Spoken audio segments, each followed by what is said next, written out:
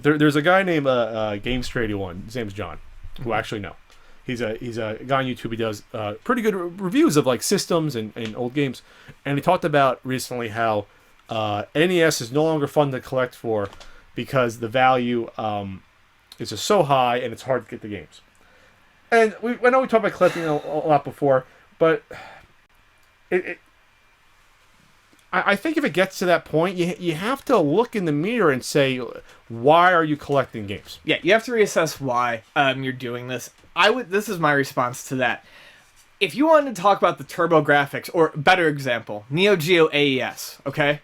You can look at the Neo Geo AES and be like, yeah, everything's way too fucking expensive. The barrier to entry is really expensive.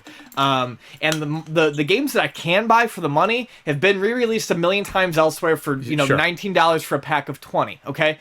To a lesser extent, Turbo is getting really expensive, and it's a small library, okay? But you know what? The Nintendo library is 750 plus games. Tons of games. And there's 100 really great games that you can get for under $15. Ninja Gaiden, $8 game. Right. Yeah, tons. I'm just saying tons. So if...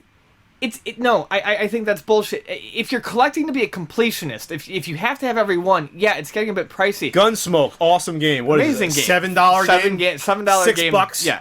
So if you just want to play games, if you want to make your own little curated collection, I would say don't buy that. That doesn't mean... I understand to a degree. I don't love it, but I understand what he's saying. Sure. For a certain type of collector. But for the type of person who comes, say, into Luna, who just wants to play some Nintendo games and have some fun and play some old school shit, no, there's still plenty of great stuff that you can get for a reasonable price. I'm looking at Cobra Triangle right there.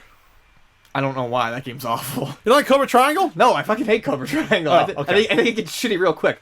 But I think it's fine. That's like a $3 game. Adventures of Dino Ricky, Lolo 2, even Lolo 3 is not that expensive. We're just going through the whole library of games.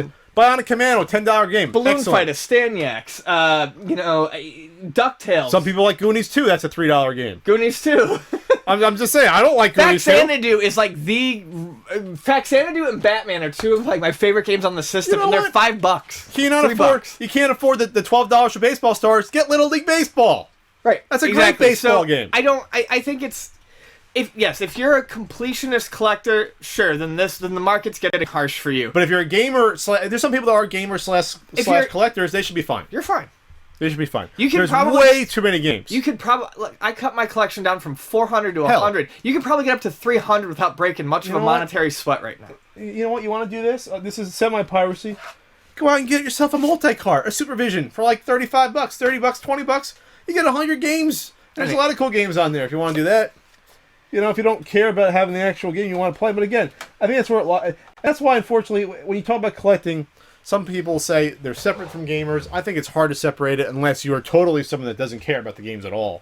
Then obviously you're just a collector. But no, the library is too big.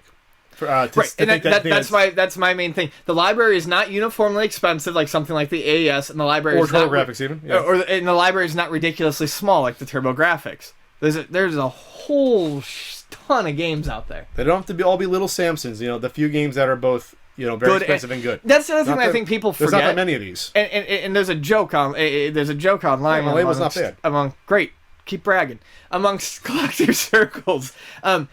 The rarest games, the ones that are going to cost you the most money, oftentimes aren't the most fun to play. There's a reason why a lot of these are rare. That's the reason why I hate stadium events. Yeah. Little Samson you're right, it's a great game. It's one of the few that's actually, really Death fun Race. and expensive. Oh, excuse me, this is Shockwave. Or it could have been Death Race. It looks exactly the same. They're both games by ACGI, Yeah, except for the fact that Death Race would be They're with all the fucking Ds. terrible. But it's the same. There's only 5 games that look like this, and Chiller. They're all terrible, but they're expensive. That's my point.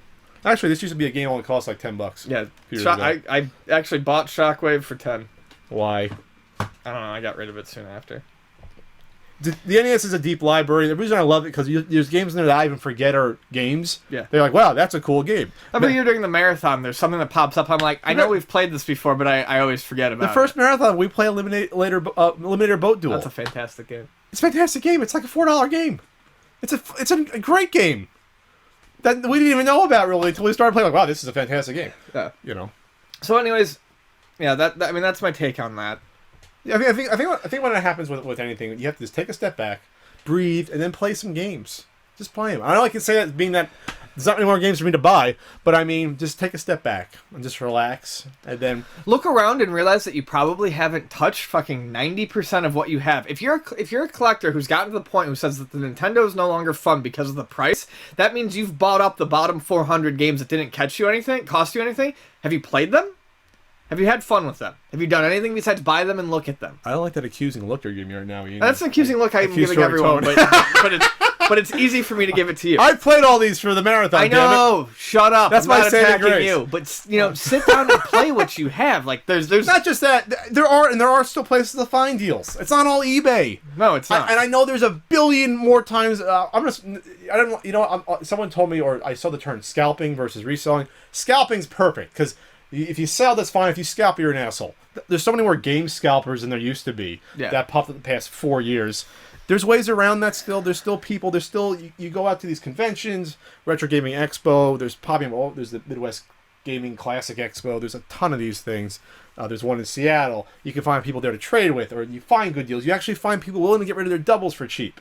Or you realize that bubbles and things like this rise and fall. So, hey, you know what? Play the good games you've got. Go and fill in the blanks of your sports games that no one wants, and then when the prices start to fall a little bit more, get in and get the stuff that you wanted to get. Like, I don't know. You don't have to give up on collecting just because things are getting expensive. Look to imports.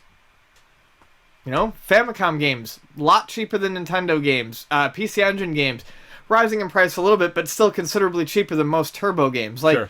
There are so if it's not for a collection, if it's not for a set, there are still plenty of ways that you can enjoy your hobby.